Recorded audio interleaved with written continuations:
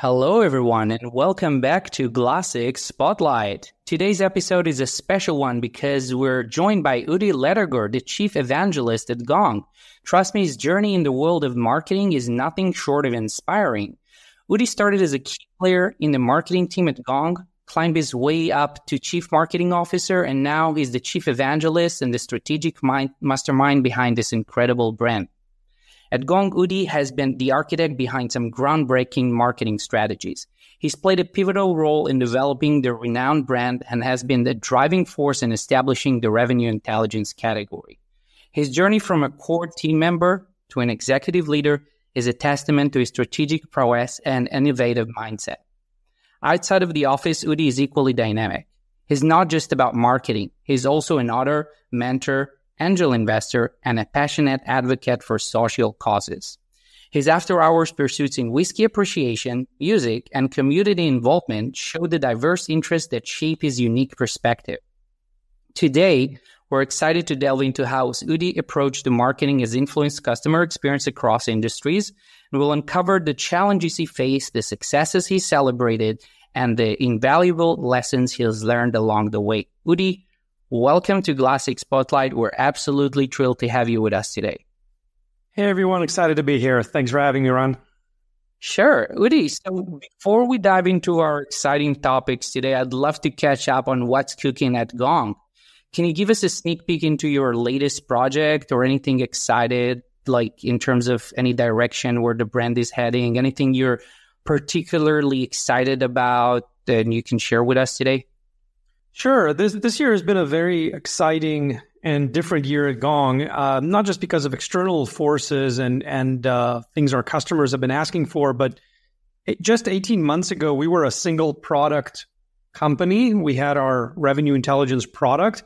And in the last 18 months, we've released two very big products that have turned us into a full sales platform.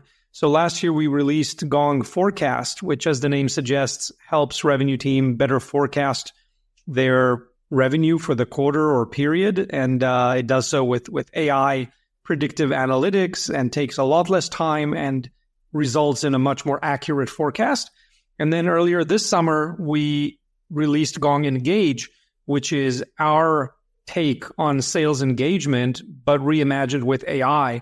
And that's been taking the sales world by a storm. Hundreds of companies have moved from the legacy sales engagement platforms that were built 10 years ago with the technology that was available back then and have switched to our AI-based platform. And it's hard to keep up with the demand, but it's a very, very exciting time to be doing so. So my work supports the expansion and release of those products through an influencer program that I built and maintaining through lots of speaking opportunities like what we're doing here today and other executive alignment calls that I take with our customers to show their executives how they could be getting more out of AI for their revenue teams. Love that. Yeah, so for our listeners, today's episode called The Evangelist Playbook, Udi Ledergor on Revolutionizing CX through Marketing Mastery. And Udi, I want to jump right in. You've had an incredible journey from VP of Marketing, Chief Evangelist. So how's your view on the role of marketing and customer experience evolved over this time? I think I'll ask that even different. Like, what is the major shift you made from being the CMO to a Chief Evangelist? So let me go back to your original question. I think one of the things that changes in most startups, if they succeed, is that in the first couple of years, in our case, it was the first 3 or so years, the main focus was on driving new business, and marketing was almost exclusively busy working with prospects and partners to bring in new business and create market awareness. Being as successful as we were, we accumulated a critical mass of customers in those first 3 years. We had hundreds of customers already, and we saw a growing part of our revenue come in from those existing customers. And so the entire go-to-market team, including marketing, of course, had to expand our focus to include existing customers to make sure that we're not just talking to prospects about new business, but also ensuring that our customers are happy and excited and advocating for us and evangelating for us. And that meant building a customer marketing team and creating a customer community and award programs and many other initiatives we can talk about. Yeah, and I think it kind of connects to what you said earlier about Gong developing more product than just this one platform that everyone knows and loves. Yes. Yeah, that's definitely part of it. Great. So Udi, at Gong, you pioneered an iconic human-centric brand. What is your approach on creating this kind of brand that not only resonates with customers, but also drives CX forward? I think it all goes back to basic human psychology. If you read books like Robert Cialdini's Influence and others, it talks about the very basic human behavior that, of course, affects us as consumers, and that is called consumer behavior by marketing and other experts. So things like understanding that people don't like to be talked down to, but actually want to hear from someone approachable and friendly that they see as their peer. So that affected how we designed our brand, how we chose our colors, our tone of voice, our mascot. Everything was meant to be very approachable and friendly without sacrificing our thought leadership and authoritative position within the realm that we operate. And I think that's a very common mistake that I see from other brands that up until a few years ago, and I think it's changing, which is great, but we still see this. A lot of brands confuse being authoritative in their field with being very stuffy and boring. And you see all these stock images of people in business suits shaking hands. Like, come on, who dresses for work like that anymore? In most industries, we're all wearing jeans and T-shirts. And you don't see that on stock photos as much. And you don't see companies choose those sort of images. And they tend to talk a lot about their product and what they do and how great they are. And I like using an analogy. If you walked into a bar and the first guy you met at the bar was just talking about themselves and all their accomplishments, wouldn't you excuse yourself for a pretend friend that you saw at the other end of the bar as soon as you could? But what if that person actually asked about you and was fascinated with your challenges and offered friendly advice and asked you really insightful questions? You'd want to hang around and have another drink with that person. So we're trying to be that sort of person, the friendly person that you want to stick around, have another drink with. Yeah, I couldn't agree more on your point of big brands being more broad with their messaging, being more broad with their design marketing design, if you wish. Yeah, we see that every day, and I'm not very keen or familiar with the category Gong pioneered about a decade ago. But I can tell you, we can definitely see that in our category. That's awesome and very, very important. I think the bar is so low for being approachable and friendly and actually helpful to customers that if you do even a little bit of that, you're already winning in your category. Definitely. So Udi, as a chief evangelist at Gong, your role is shifted to encompass broader market leadership and influence. So how do you leverage this position to enhance customer experience? And could you provide an example on how your evangelism has recently shaped customer perceptions or strategies? Sure. So in my new role as chief evangelist, I get to double down on several of the things that I'm passionate about and making sure that our customers are excited about Gong and see us more than a piece of technology that they use every day is a big part of that. So I'll give two examples of how we do that. Number one is continue to provide thought leadership, but that's such a cliche, overused term that I feel it's necessary to explain. Thought leadership doesn't mean creating a 40-page white paper with one of the leading analysts. Typically, the only ones who read those are your competitors. So you can do them if you have to and if it's still required in your industry. But the thought leadership that our customers truly get excited about and where we see the most engagement is something as short as a social post, a single chart that gives them a useful fact that they can go back to their teams and say, hey, look what Gong Labs just came out with. We should try this today. And then they come back and say, wow, that really got us better response rates, or now we're scheduling more meetings, or we're better in some way thanks to this thought leadership that Gong generously gave us in a very easy to use way. So that's one area of focus. And I continue to create that sort of content on social media, and we have an entire content team and an entire employee base that put out that sort of content literally every day. Another way that that I'm focusing on customer experience these days is working with a group of about 24 industry influencers in the sales and revenue space. And they're creating content with us in several ways. One very important way is they gave us some of their best email templates for prospecting and talking with customers. And we've embedded their templates into our Gong Engage product, making it available to the hundreds of thousands of Gong users. And these are templates from influencers that would cost you thousands of dollars to hire to consult your business. But any Gong user using Gong Engage now has access to these templates. So that I think is a clever way of providing a ton of value to our customers that maybe they weren't expecting and they're delighted with, while also providing visibility to these sales influencers. Some of them are practitioners. They manage sales or SDR teams. Some of them are consultants or sales trainers. So they all appreciate the exposure to their own brand. And the beautiful thing about this is that we did this without any money exchanging hands.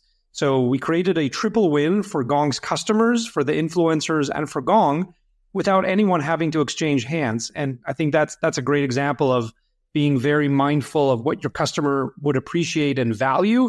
And it doesn't always have to cost you an arm and a leg.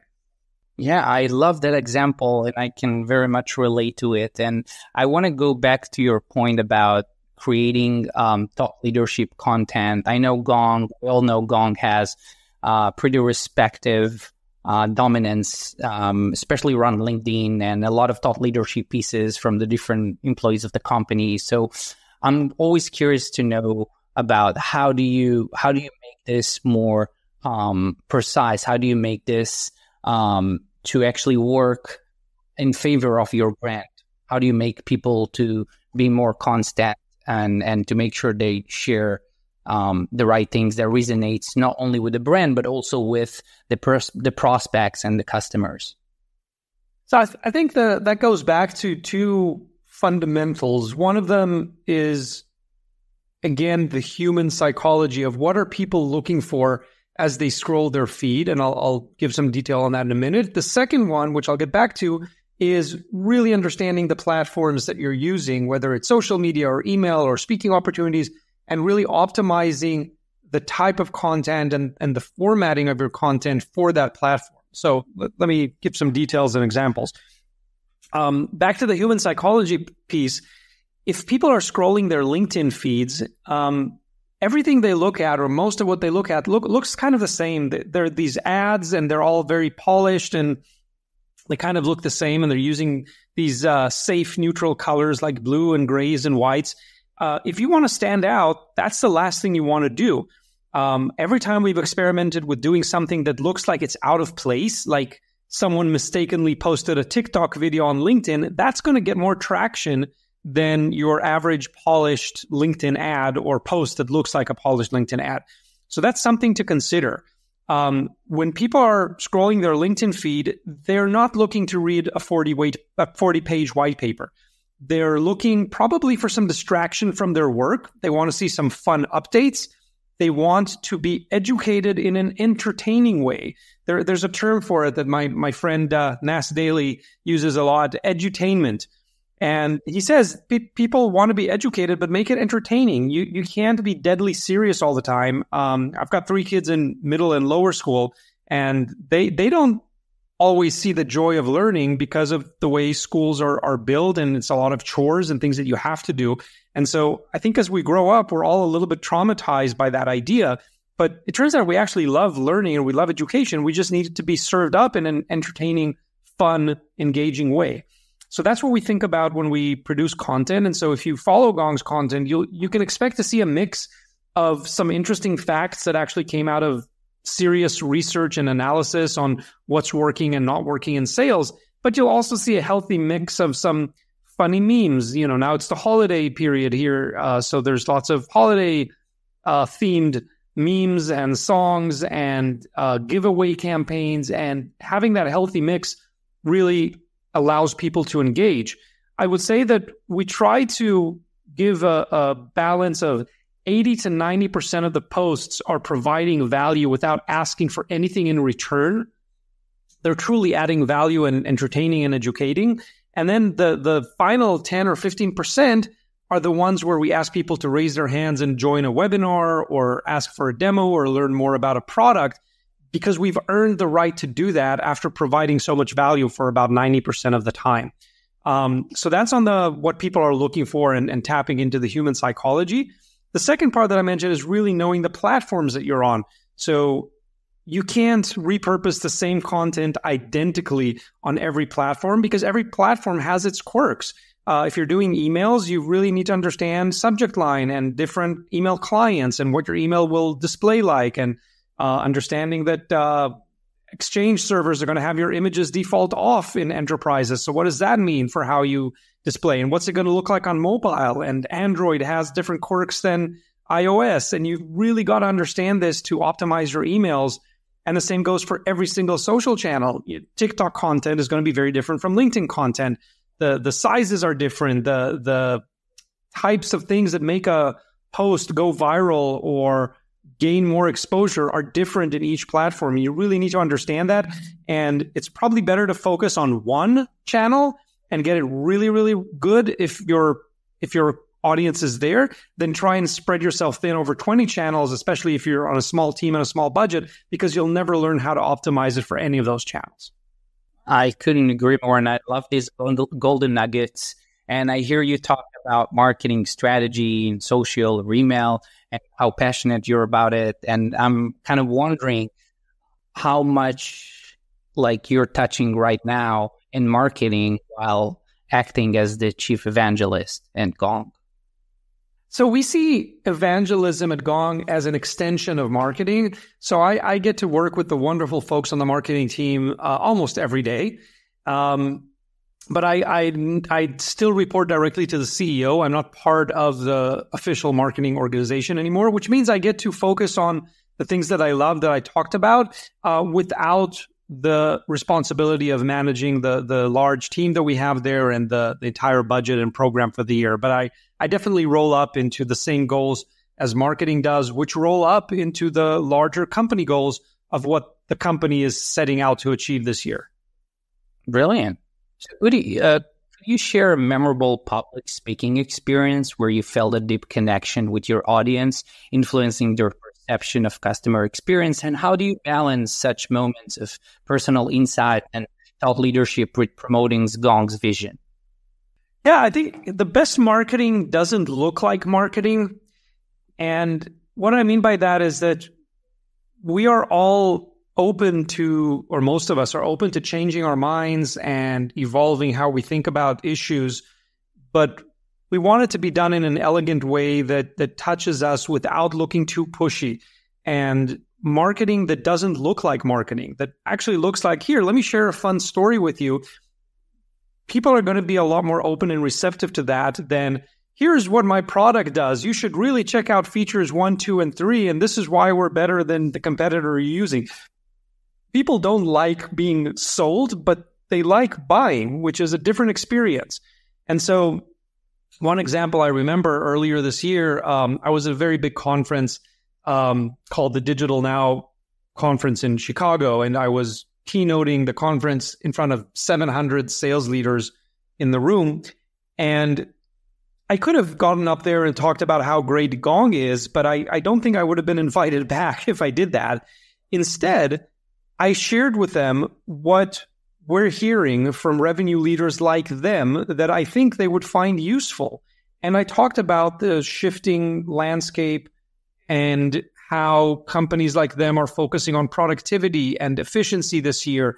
And I gave them practical ways of how we're doing this at Gong and how some of our best customers are doing this at Gong.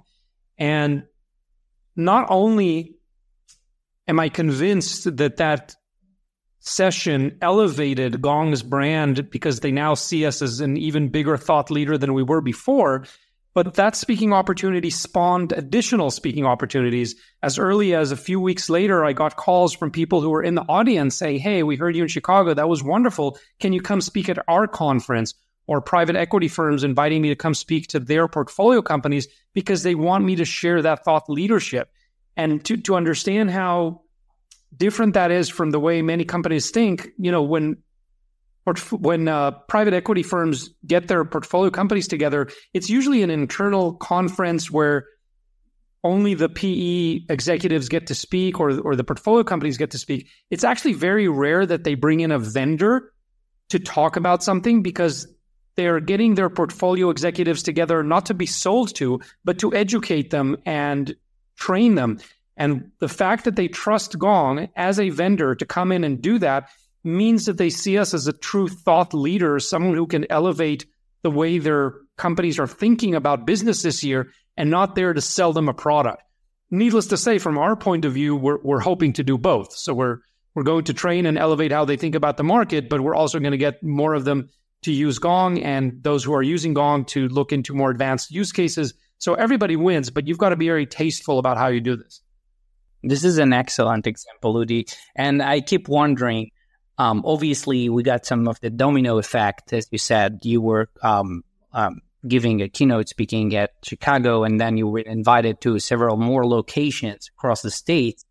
But that keeps me wondering in terms of how do you measure this in terms of not just speaking opportunities, in terms of brand recognition or brand awareness, or how do you measure that in terms of new business or any other important KPIs?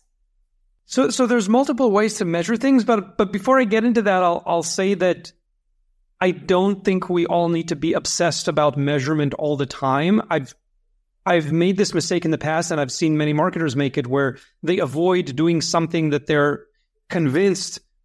I myself have avoided doing things that I knew would be good for the business because I knew I would have trouble measuring it. And you can't let that stop you from doing the right thing. So there are ways to get even a high-level measurement of lots of brand awareness campaigns. Sometimes I think it's okay to get into a state of mind of we're going to do this because we can measure it in softer ways that we know are going to be beneficial to the business.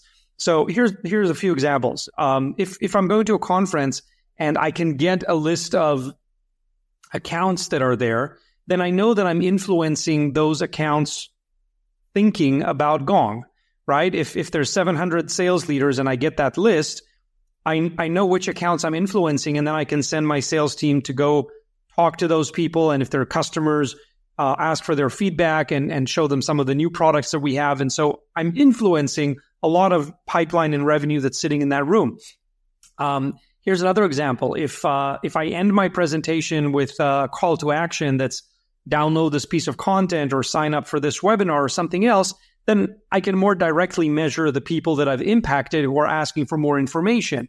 If calls and meetings result from that speaking opportunity, then I can definitely influence the opportunities that we have or are creating with those accounts, and so on and so on. But I want to go back to my early point, which is sometimes you have to do the right thing. And I don't think any CFO, who's the one who needs to approve the budget for this thing, would argue that getting your company in front of 700 executives of your target audience is going to be a waste of money, whether or not you can accurately measure that on the day that it happens or not. Yeah, I agree. Totally agree. And I still keep wondering over the past few years about Gong's famous advertisement on the Super Bowl. I think you know what I mean. Still keep wondering about how the brand measured that, but I guess now you gave me the answer. So thank you for that. I can give you a short snippet from the first Super Bowl commercial that we did in 2021. We didn't think we'd have an accurate way of measuring it, but we did it anyway because we thought it was the right thing to do. But here's like 3 quick things that happened right after the Super Bowl commercial. Number one, I set up a tracker within Gong to listen to our customer conversations and notify me of every customer conversation where someone talked about our Super Bowl commercial. And it turns out that in the week after the Super Bowl commercial, we had several hundred calls. I think I have the number somewhere in front of me here, but we had several hundred calls that mentioned the Super Bowl commercial. See if I can find that. Yeah, it was 255 calls within the first week after the Super Bowl commercial. The customer said, we saw Gong on the big game. We saw you on the Super Bowl. Great job. So that was number one and gave us some indication that the right audience was watching our commercial. Number two, our chief revenue officer came into the management meeting the day after the Super Bowl commercial and said, listening to calls this morning, that commercial totally elevated our brand within our space and industry. So when the chief revenue officer is excited about what marketing is doing, that's always a good sign. And then the third thing that we found was at the end of that week following Super Bowl, we had our record week of pipeline creation in the company. And so all of those things put together, when I presented them to the CFO, it was very clear that the ROI on the commercial was very, very high. Brilliant. I loved your first example that you implemented some sort of a social listening, if you wish, inside Gong and kind of monitor the conversation. I think it's brilliant. Yeah, wow, great. So Udi, given your expertise in technology trends, what emerging tech do you see having the biggest impact on CX in the next few years, putting aside Gong's technology? So I think two areas where generative AI and related technologies are going to affect customer experience are one, on content creation. And I think there's a double-edged sword there because the bad marketers and bad salespeople are going to, or the lazy ones, they're not bad, they're just lazy, are going to generate content that looks awful. And whether that's text like blogs or emails or images or videos, some of the early work that people are producing just look awful. They look like the stuff that we used to outsource several years ago. We used to offshore for someone offering to create a blog post for $50, and it looked like a blog post created for $50. And I think people are going to abuse generative AI for the same kind of low quality, very fluffy content, at least initially. So I think generative AI has the potential to create pinpointed, personalized, bespoke content, but a lot of marketers are going to be lazy to get it to do that, and they're just going to try to create fluffy content that's going to please everyone, which it will never do. So that's one area.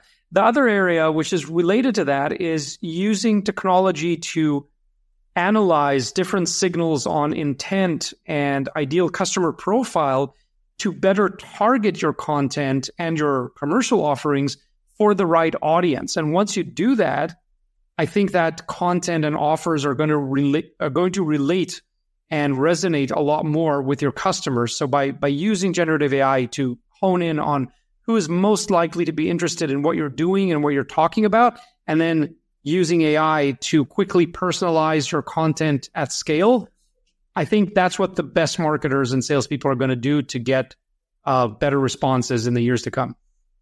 And I have to obviously agree with you on that. And I have to say that surprisingly, also other departments within large organizations like support teams or customer success teams or sales development will use and are using generative AI.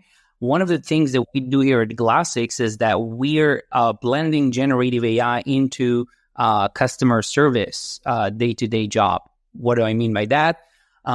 We kind of eliminated the thing that you have chatbot on your website and then the customer asks a question. If you give them the option to type in free text, then they ask a question and then your chatbot says, sorry, I don't understand that. And then comes a loop and then there it goes. So we kind of eliminated this here at Glassix. So we're using our technology of chatbot coupled with GPT-4 engine. So no matter what you ask, you always get an answer.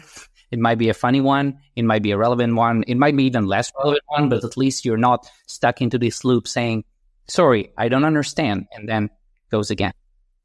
Fantastic. Yeah, that's definitely a frustrating experience. If you can solve that, you're adding a lot of value to customers.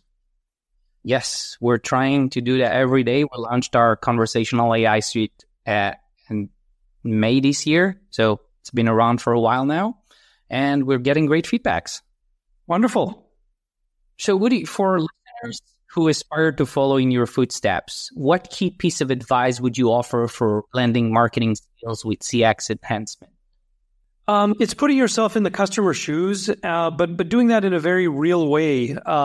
There's always a healthy tension between what the company wants to say. We always want to talk about our latest technology and latest products and latest analyst reports, but we should be thinking, and marketing should be thinking about, what does the customer want to hear about?